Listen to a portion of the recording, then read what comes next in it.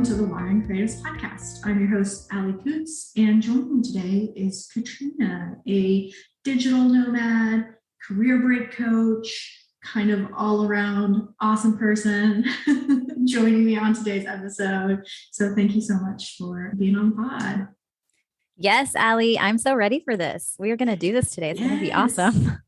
And you're you're a little bit of a repeat guest. I had you on as a guest on the Phone with Friends podcast, where we talked a lot about kind of your journey from 9 to 5er to taking a couple of career sabbaticals and then becoming a career break coach, and kind of what all of that entailed for your personal journey. So listeners, if you want to learn more about who Katrina is and how she got into being a career break coach, go over to the Phone with Friends podcast and check out, I think it's season 3, episode 4, and give that a listen, because it is truly amazing what you've been able to do. And one of the things that really struck me during that conversation that blew my mind was your ability to budget, because I cannot.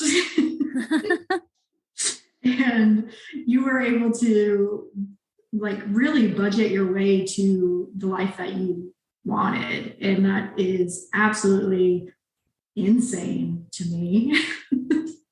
So on today's episode, we're going to talk a little bit about how you did that and kind of some tips and tricks of how to budget and how creatives can kind of use that in their art businesses, or, to take a much needed break.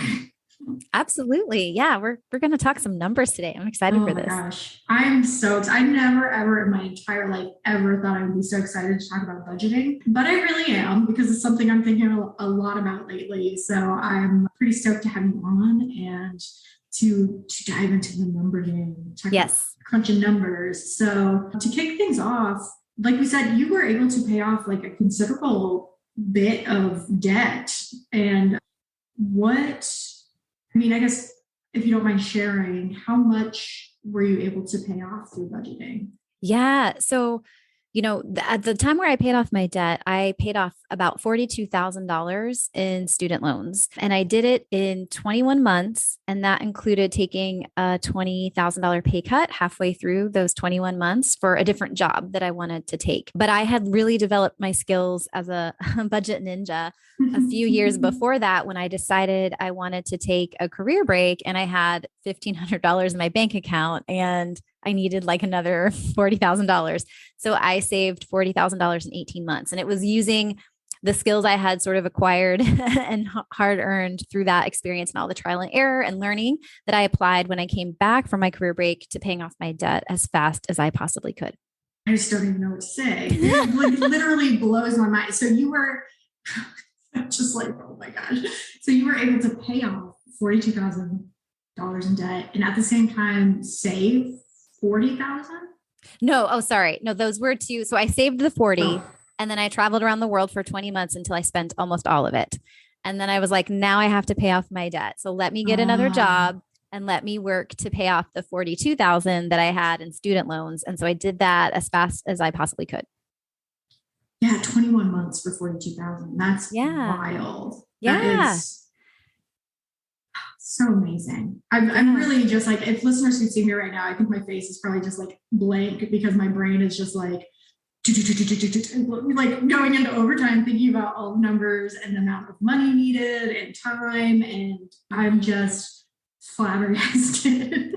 Yeah. and just able to do that. Yeah. And for context, just because I think this is important too, I was making probably $92,000 when I got my post-career break job and started paying off the debt. And then the second job I took, I think I was making about 75, but I did not have healthcare.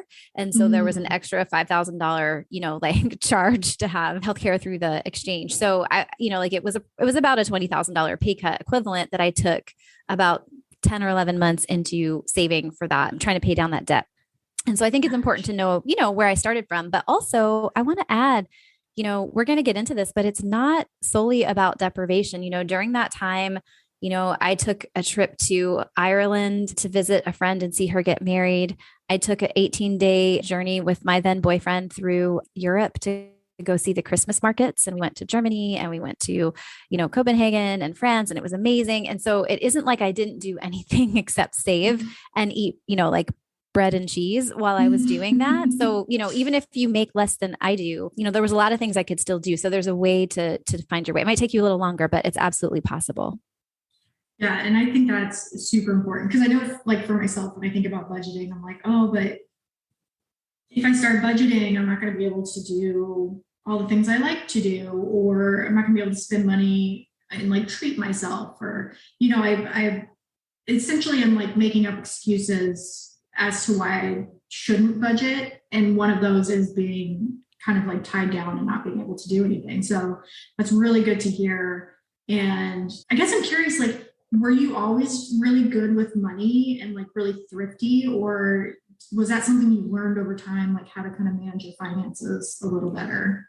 Yeah. So the answer to that is a yes and a no. So yes, I was always good at managing money from the viewpoint of I never had credit card debt and I never lived above my means. So I always felt, like my parents did not have a lot growing up. And I think they kind of instilled in me like, save, save, save. And so I wasn't necessarily really actually good at saving or living way below my means, but I never had to take on debt, credit card debt. And I never had an extravagant lifestyle. Right. But, the answer on the no side is, I lived at my means. Basically, what happened for me is I was a pretty good saver and a pretty diligent financial budget person until I bought my first house at 24. So I bought a townhouse in Atlanta, which is incredible, right? A $200,000 townhouse at the age of 24, partly through saving and just, figuring out how to make it work.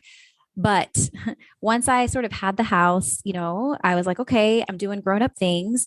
And then I went to business school a couple years after that, and being around a bunch of people that had made good money like I had, and that were also expecting to get really, fabulous consulting jobs, Wall Street jobs, marketing jobs after business school. It's like spending money was like just like drinking water. It was just, like, let's stay at a nice hotel. Let's go out to the nice steakhouse. And it's like, we're students. Like my old undergrad student brain was like, what are we doing? But then I'm surrounded by people having a great time. And I'm like, yeah, okay, I guess I could do that too.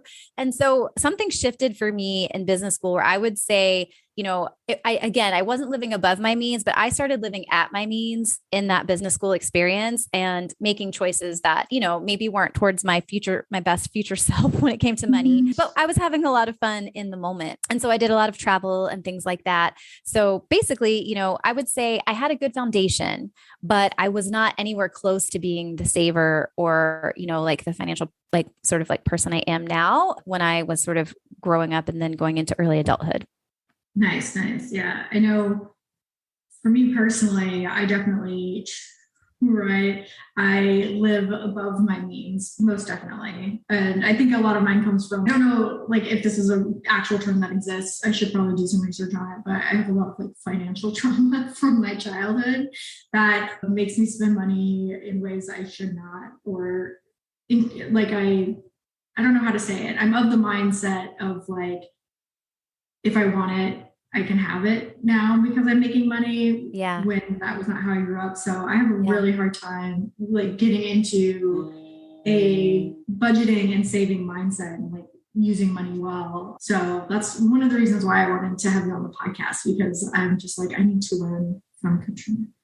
I need to just gather all of your knowledge and start like applying it to my life.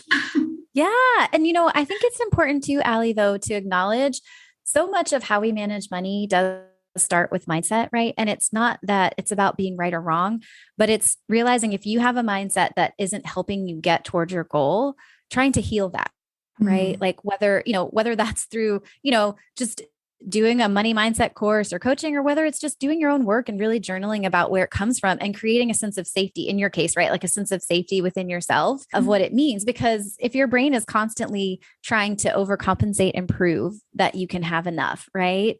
But it's spending right now, it's like jeopardizing long-term wealth, right? Long-term success. And so I think that's the first step. What you talked about is the first step is being aware and then just like working simultaneously while saving to like heal that stuff. Yeah, I've been like thinking about, I'm like, I don't know if there are money therapists out there, but like, yeah, I gotta get on top of this. But so when it comes to budgeting, did you like research how to do it, or did you take classes, or was it because you did already have kind of that foundation of like saving, were you able to just kind of naturally be like, okay, I want to do this. This is how much money I'm going to need. And then just start working through your finances that way? Yeah. So, I definitely didn't do any research or, take any classes or anything before I started. I did have, like you said, a foundation of not overspending.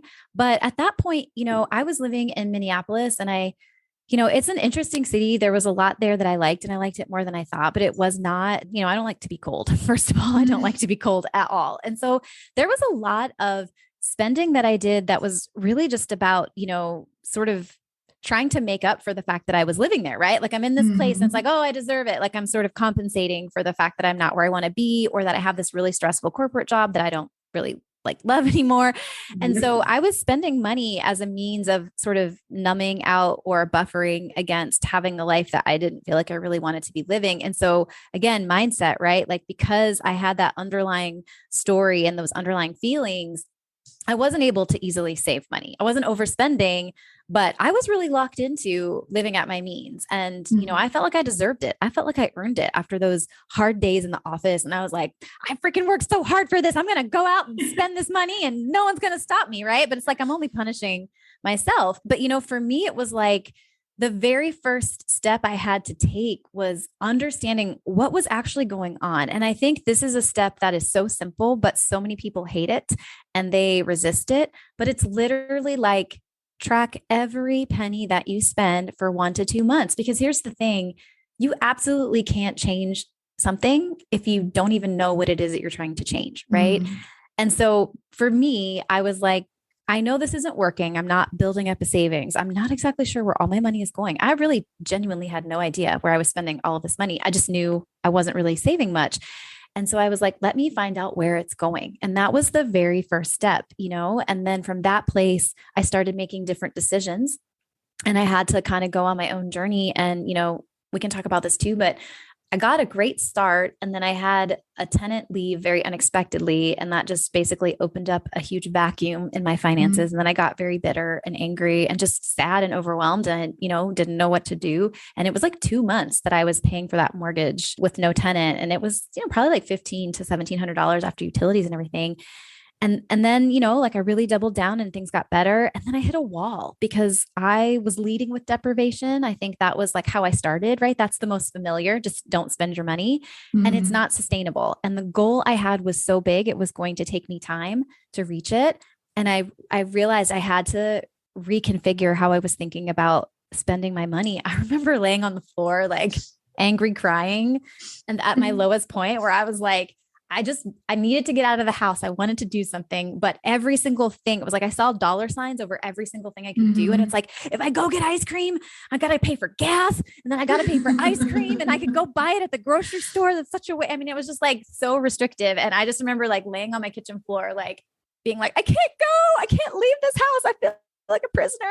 And I was like, something has to change because I can't keep doing this. And that was when I learned, I really like taught myself how to prioritize versus focus on deprivation and to really, give myself permission to spend money, but to do it thoughtfully. But it was a journey. That whole experience was definitely a journey. And I kind of just learned it as I went along. I've tried to do that before where I've tracked like where all my money is going. Like, and I've started doing like habit tracking. So like, did I spend money today? Yes or no? And then I'll like in the notes write what I spent money on. But it can be like discouraging, like you said, because you literally start seeing dollar signs over everything and you feel like you can't do stuff. And then where I get hung up a lot is time, because I'm like, oh my gosh, to pay off this one thing, it's going to take me, like we often say it in months, right? But I'm like 2 years or like a year and a half. And that seems so long that there's a part of me that doesn't even want to like start, because to do something that requires like so much thought for like 2 years seems daunting. And so it's easier to like not start it than to jump into that. So that's definitely another little like excuse that I use to kind of avoid budgeting and saving money. Yeah. Well, and I just want to add, I'm sure you're absolutely not alone in that, but It's a muscle and it's just a new way of being. And like everything else, if you practice it, it becomes second nature.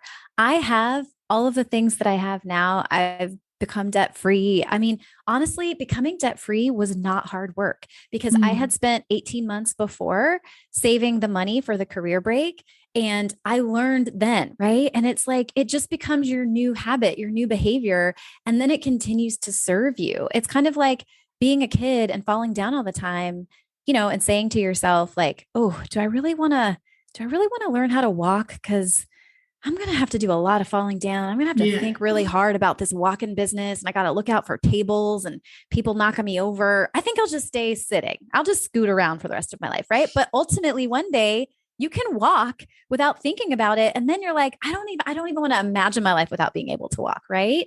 And it's Mm. just, it's just like that. It's about serving, future 𝗂𝗄𝗏 and really loving her and wanting to create something and knowing that it gets easier because it does. I Mm. promise it does get easier. Yeah, it becomes kind of second nature, I guess, Yeah. to do that. Yeah, that's what I'm like. Yes, that sounds glorious. Yeah. So I want to get into kind of like the real juicy stuff, which I'm sure everyone's like waiting for.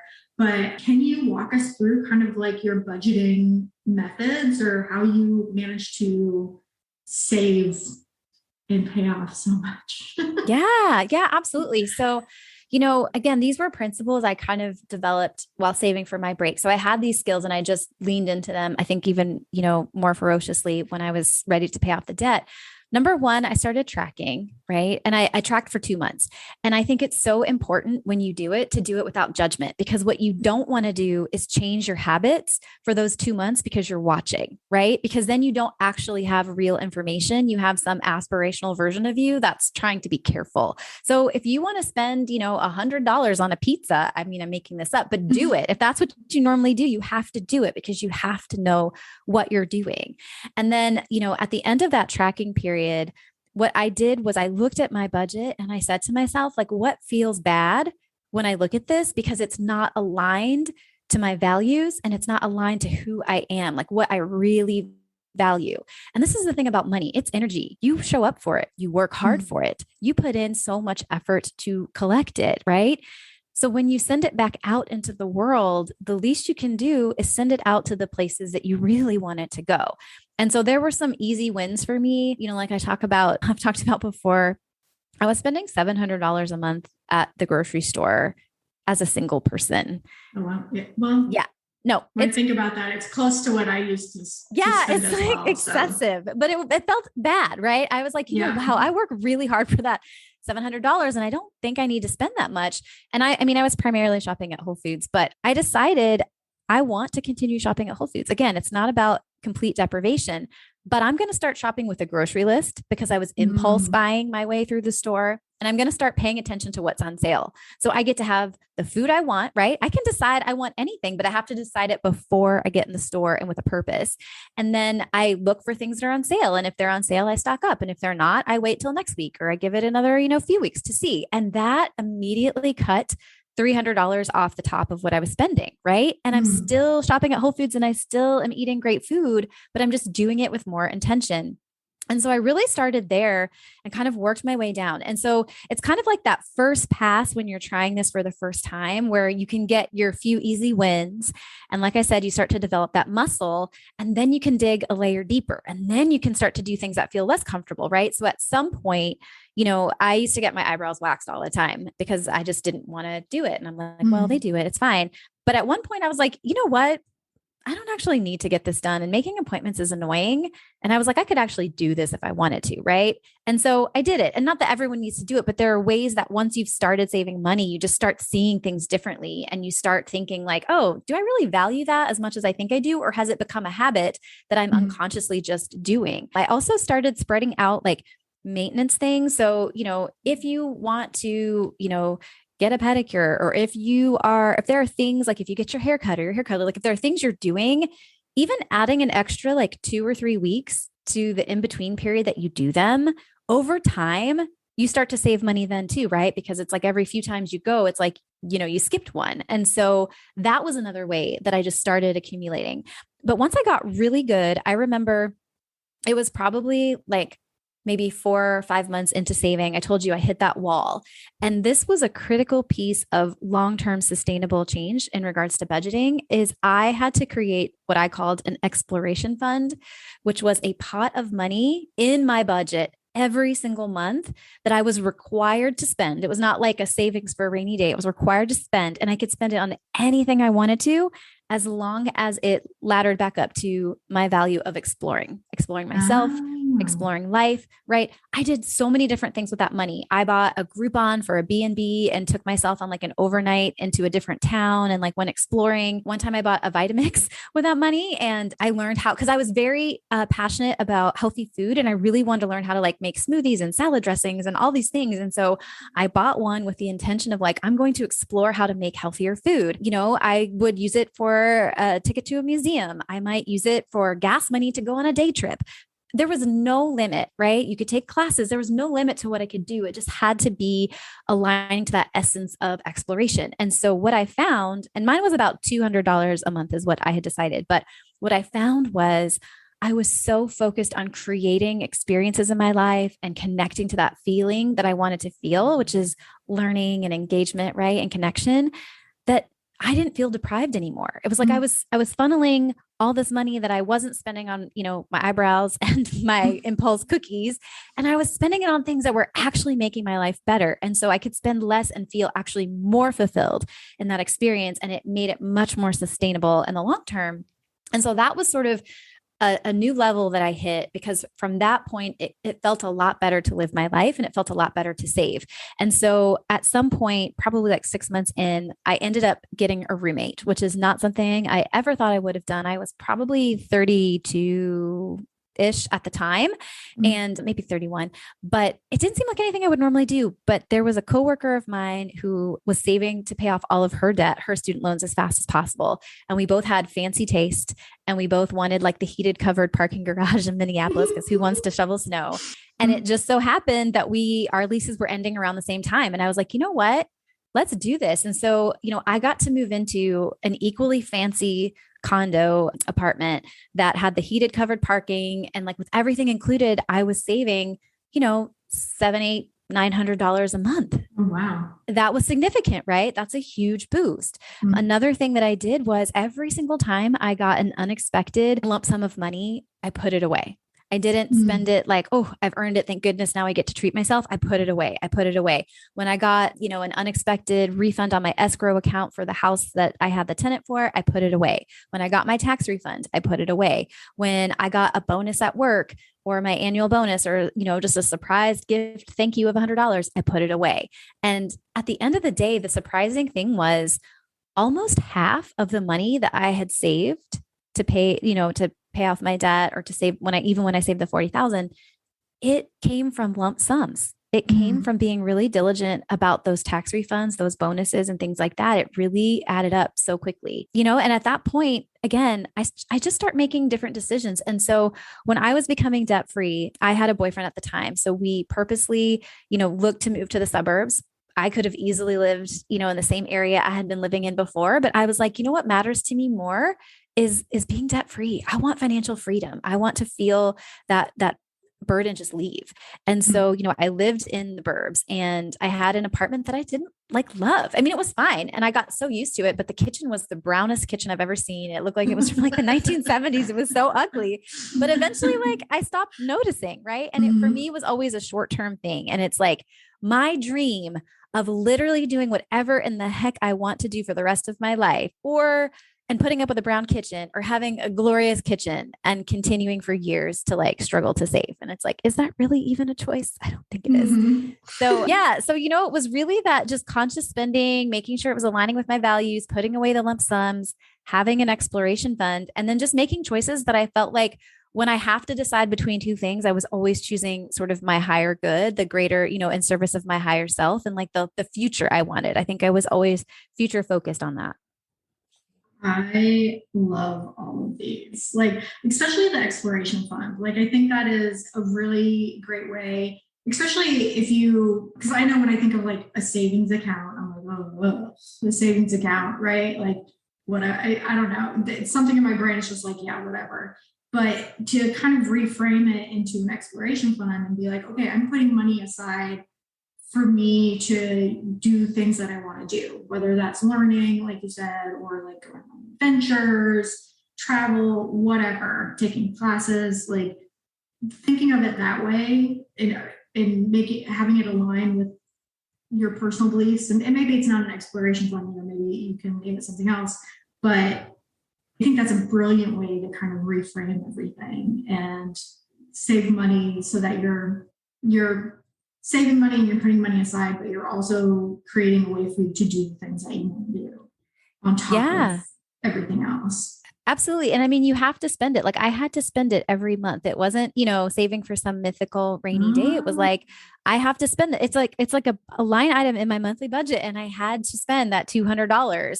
And it's so amazing how much more intentional I was about creating what I really wanted instead of unconsciously just doing things that I thought were making me feel better, but they were just kind of numbing things to help me tolerate the life that I had. And what I will say is that when you are budgeting and you are making choices, one of the coolest things when you get to that place, where you've done it for a few months and it starts to become familiar, you start to have more joy for the things that you splurge on. So when I'm buying that $10 box of tea because it's my favorite tea and I'm drinking it, I did that with choice. It wasn't this unconscious thing I just did because I was in the store and it's my habit and it's what I do all the time. It's like, no, I have my values, I have my goals, and I'm choosing this. And so I get to enjoy it and I get to savor it. And I get to be so proud of myself for creating this moment. And I just think it can bring, if you let it, so much more appreciation for what you do have.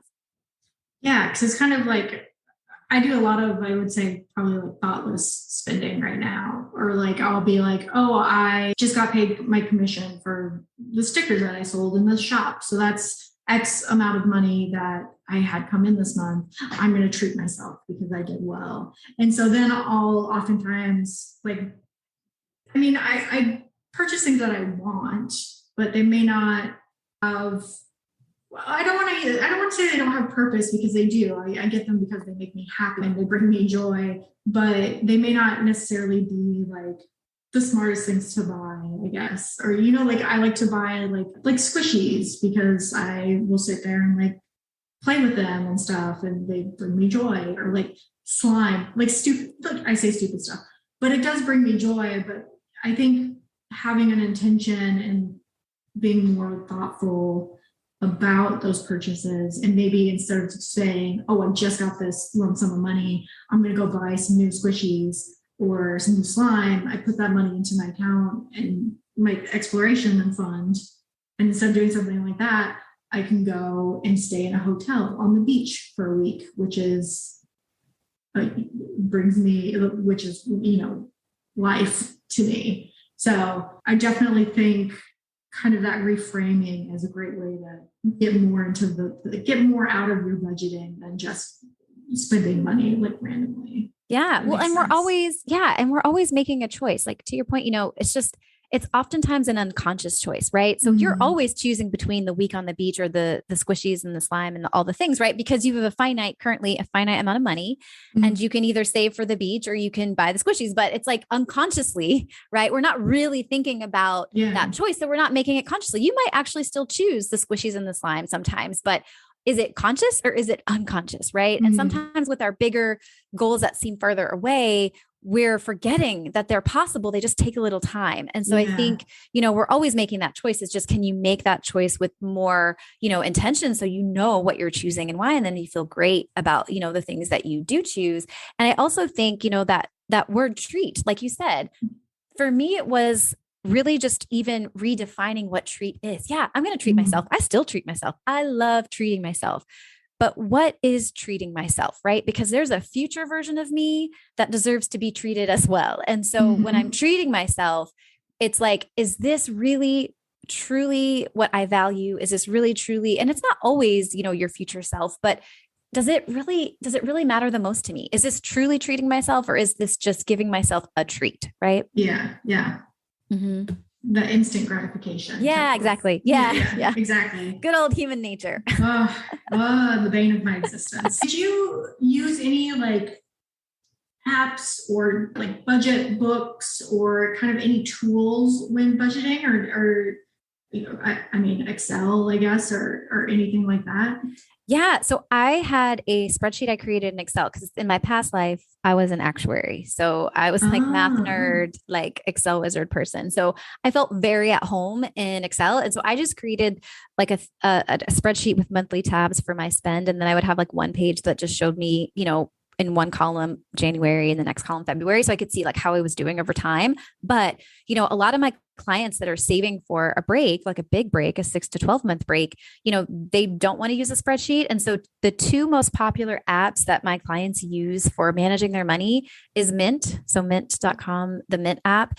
And then a fair amount of my clients also use YNAB. So you need a budget is what it stands for. And I think the philosophy behind that is you give every dollar a job. And so again, it's that intentional, like, what am I purposely putting this dollar towards? oh, But both of them I've had clients use, to help manage money and start saving for their break. oh, interesting. Yeah, I'm a Excel. I love Excel, and I've tried to use budgeting spreadsheets before in Excel, and a variety of things. I haven't found what works for me. Like, I'm a very like paper pencil type of person, and I'll do that a little bit. Like, I'll keep track of all my spending and stuff, but then I'm like, oh, it's just so much, which is maybe a bad sign. Maybe if I was a little better at budgeting, it wouldn't be too much. But doing it manually sometimes gets to be a lot. And then I just fall off of it, and then I'll come back and I'll start the whole process over again. So I think finding the kind of like that perfect tool that really fits well into like your budgeting style is super important. Yeah, it's critical, right? Because you want to form a habit that you can keep. And so I think apps are convenient for that. Mm. Because also I'm not sure, I haven't used Mint or YNAB, but they might even have like, you can just, you're in the moment, right? You can just put it into your phone. I'll say Yeah. for me, when I have the spreadsheet, for any spreadsheet lovers out there, what I would do is I would just collect receipts all day, right? So if I bought a Mm. coffee, if I did something, like as long as I was in person buying it, I would collect receipts. And then I would also go through my email if I'd ordered something, online and had an emailed receipt. And I would just spend, honestly, it was probably only like 5 or 10 minutes, but I would spend 5 or 10 minutes in the evening just opening it up and just dumping it all in there. I just recorded like what the day was, what the amount was, where I bought it, what category it fell into, and like a note if I needed a note. And that was it. And so it would take like 5 or 10 minutes, but it just became an evening habit to just pull out of my purse all the receipts all at once instead of trying to like put a few in now and a few in later. And that reminds me, there's one thing too when you're tracking that for me was mega, mega helpful. And that was tracking it by category and thinking about category as sort of a purpose. So here's the money that I spend on restaurants. Here's the money that I spend on dining out. Here's the money that I spend on health. Here's the money that I spend on beauty. And what it did for me is it helped me see all the facets of my life and where that money was going. And so I could better understand, like if I'm spending a crap ton of money on beauty, right? It helped me understand, okay, well, this is what I'm doing. Like, does beauty feel like a category that I want to spend, $400 a month? Yes or no? And if the answer is no, it's like, okay, what could I do?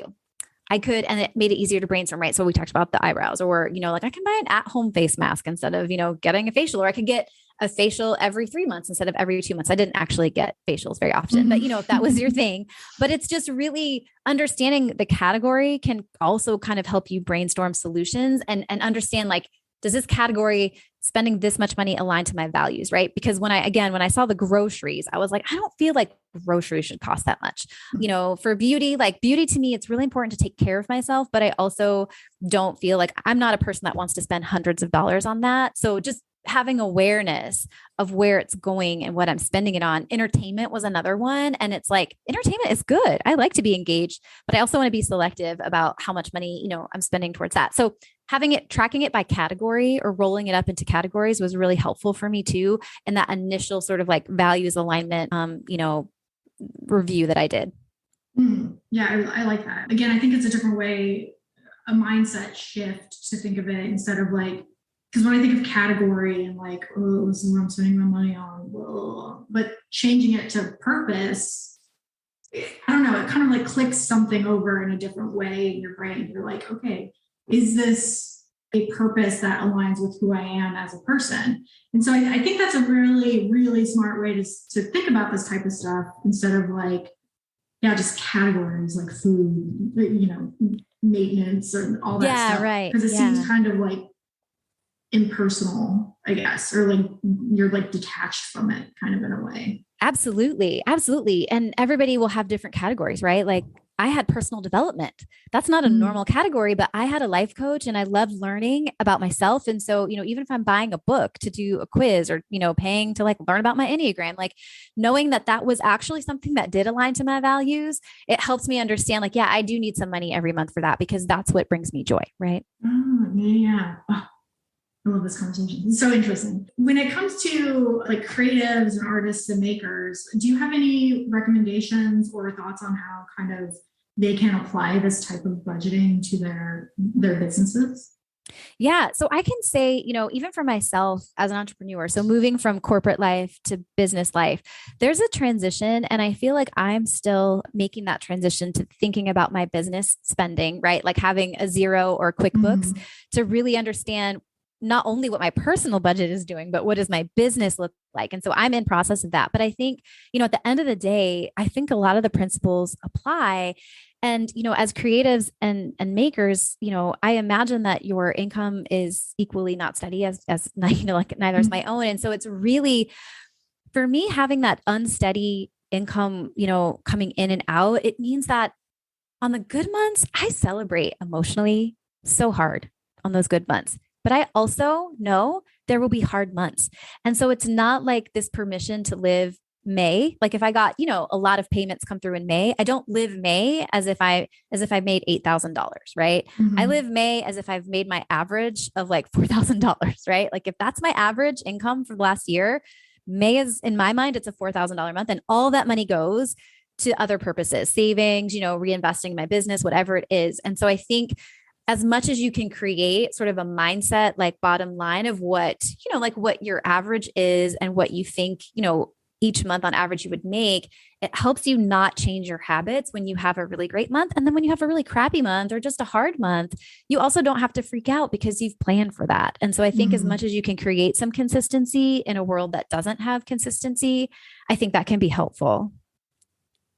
Yeah, that is so important. And I like the way that you described it of like celebrating emotionally as well. So like maybe instead of buying something to treat yourself, quote unquote, treat yourself, you are doing some emotional. Yeah. Like celebrate, like I killed it this month. Like I did so great. Yeah. You're calling your friend. You're like, oh my gosh, listen to this. You take a stroll and maybe you go buy yourself a cappuccino because you love cappuccinos and they feel decadent. I mean, that's like, $3, $4, $5. It's not $100, but that is a celebration too. But it's like, it's not, like sort of like living at your means again, where you're like, oh, I've got all this extra. Now I get to celebrate that. Yeah. And that's definitely something that I struggle with as well. I'm just like terrible with money.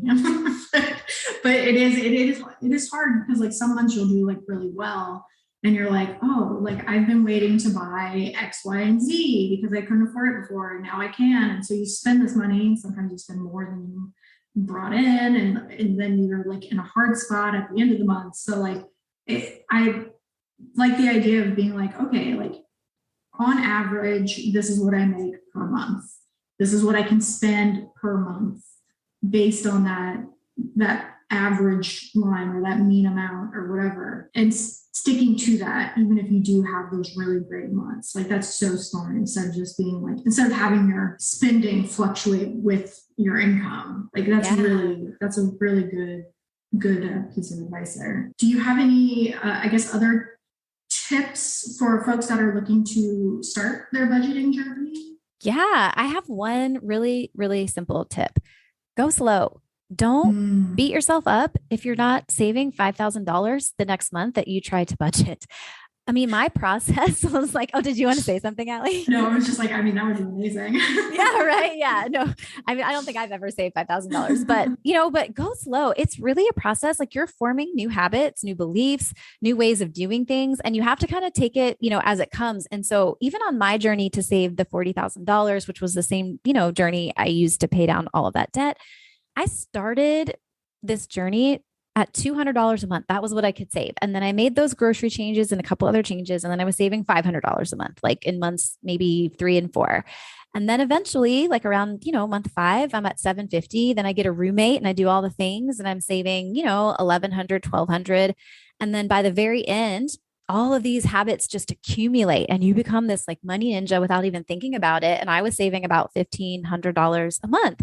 But it's a process, right? It is a process. And so if I had a tip, it's don't get discouraged if you can't immediately save what you think you need to save. You are establishing habits that are going to compound over time and you're just going to get better and everything is going to get easier. And B, your business is going to grow. And so the margin on what you're saving is going to automatically grow when your business grows if you don't increase your spending to match that. And so just know it's coming, and keep sight of that bigger goal, but don't get discouraged if you can't immediately save what you wish that you could save. That's amazing advice. And it made me think of like a couple of other questions. So when you say, I started with $200 a month. That's what you were able to save.